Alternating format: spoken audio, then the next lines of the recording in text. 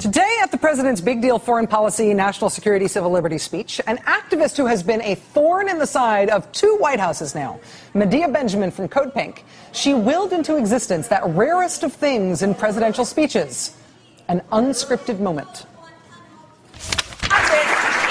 So today, once again, today, these desperate people. I'm about to address it, ma'am, but you got to let me speak. I'm about to address it. Commander-in-Chief. Let me address it. Close Guantanamo today. Why don't you let me address it, ma'am? Release those 86 prisoners. Why don't you sit down and I will tell you exactly what I'm going to do.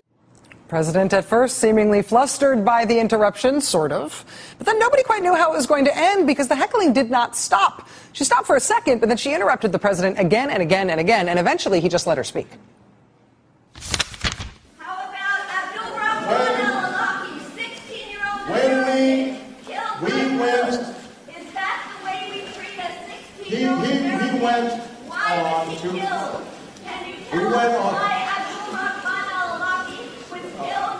Can you tell Muslim people their lives are as precious as our lives? Can you take the drones out of the hands of the CIA? Can you stop the signature strikes that are killing people on the basis of suspicious activities? We're addressing Will you that. apologize to the thousands of Muslims that you have killed? Will you compensate the innocent family victims? That will make us safer here at home.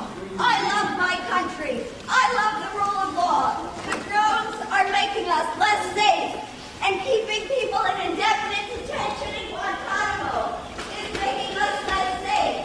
Abide by the rule of law. You're a constitutional lawyer.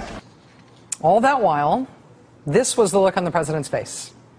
Listening. Standing there listening at what is supposed to be his own speech. But the look of a maybe flustered president being heckled at extraordinary length. We're addressing that, ma'am. Eventually seemed to give way to something else. The voice of that woman is worth paying attention to. Obviously, I do not agree with much of what she said. And obviously she wasn't listening to me in much of what I said. But these are tough issues. And the suggestion that we can gloss over them is wrong. The activists at Code Pink and Medea Benjamin are not trying to make friends. They are out to be disruptive to those with whom they disagree. And the president today reacted in a way that was so surprising, in part, I think, because he thought he was saying something with which anti-war protesters would agree. Essentially, the moment there was, hey, stop interrupting me and you might like what you're hearing. At least some of it, you might like what you're hearing. More ahead.